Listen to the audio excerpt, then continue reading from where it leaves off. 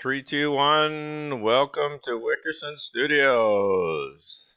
This is going to be Grasshopper for Rhino Advanced Maths. Intro is over. All right, as you can see on the screen, pretty exciting. I'm super excited about this script. I've got a little turntable tool, so we'll turn that off. It's getting a little ridiculous, and we'll pop it back into all views. I'll just figure out how to turn this thing off. Oh, hit cancel. All right, and I'm also going to hide. It's just got EMAP setting on it right now, but I'm going to hide this away.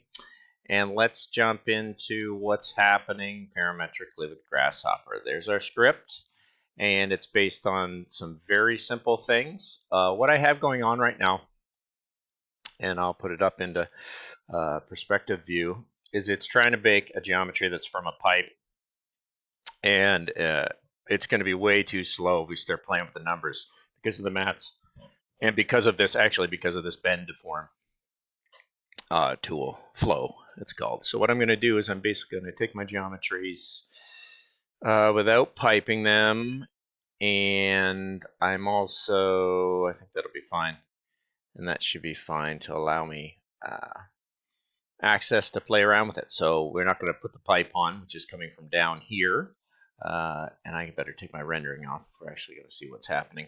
You can see I basically did a small script for this pipe, which is a polar array of an interpolated curve on the YZ plane that comes from these points. The simple math is cosine and sine, which allows for a helix. You can see the points that are being generated and how I can manipulate those points. So this bottom slider is not really going to matter because that's just going to play off of the, oh, my bottom slider is going to work. That's right. The slider that's not going to matter is my radius of my pipe, because I've got my pipe off. And actually, I think what I'll do is just turn the preview of the pipe off totally. Oh, turn it. I might just disable it so it doesn't slow us down in any way.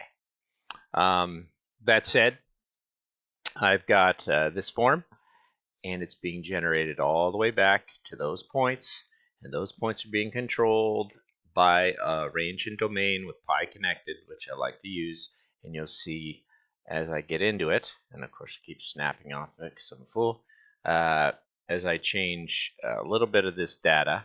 This was playing off of the the count of the polar array, which doesn't matter because we're not looking at the polar array right now. This is playing off of the factor of pi to change the size and shape of that. We've got the steps, which you can make as many as we want to allow for kind of clarity in the pipe form, but I'm just showing you how this is how the points are influenced, and then you can see I've played with stretching out the domain and however long I want that to be and how many pi rotations I want it to be. So well, hopefully that didn't make it too confusing. Let's put this face up here so you can see how beautiful I am, and you can see it didn't really affect that too much, but I should have been watching that while I did it. That would have been a lot more exciting. So you can see the geometry having full control over that. You can play off of these shifts, and you can play off of the scale and size of that, and you can play off of how many rotations you want, which are going to change the geometry as well. What's happening up top? Well, I've got it being transferred, this flat pipe. If I go here, and you see I've got this flat, not flat, the pipe that's basically got the rotations on it. I wanted to basically flow that along this curve, which is described by a point which is influenced by the line expression, and that's it. And pretty simple. You go back into those points, and maybe I'll leave it on the curve, and you can play a little bit with that as well. You can take it into you can dip it down farther. Might be good if we show it in all views here. Sorry, this is a little clumsy. But like I said, I just wrote the script. I like to wake up in the morning and then see what's going on. And I'll just zoom in here, bring that in. And the top view's not got anything really going on too exciting. And the side view obviously isn't going to do anything. And there's my face again, blocking the view. So I'm just going to shift it over so you can have a scanner at what's happening. You see I'm playing off the shape of that kind of pipe. And it's nice. You can draw the string out. Think of it as a rope. That's all I think of it as, is simulating that. Here's the rope kind of wiggling, doing its business. And keep it on the rope. We'll go back in and we'll play around with the beginning and end. So I not only can chase the rope in one direction from the domain, I can chase it back in the other, which is kind of fun. You can make some pretty interesting shapes. That said, I wonder what it looks like. There it is. Just played with a pretty wobbly shape, and let's see if I cannot go into that and put on the pipe again as the geometry. And it may take a second, and it may jam up because of something that's happened with it. It's just thinking. What did I do? What did I do? Failed to get geometry. Let me go back. Yeah, that geometry's there, so that's fine. Oh, I have to enable my pipe if I'm going to do that. So pop it in and wait your seconds. It's going to be about 3 to 10 seconds for that to take effect.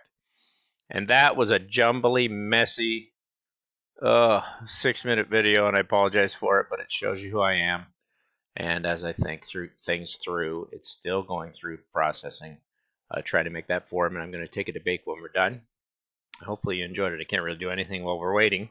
And there you go. You get your little form, and it's got some wicked twists and turns in it because of that lawn function at the top.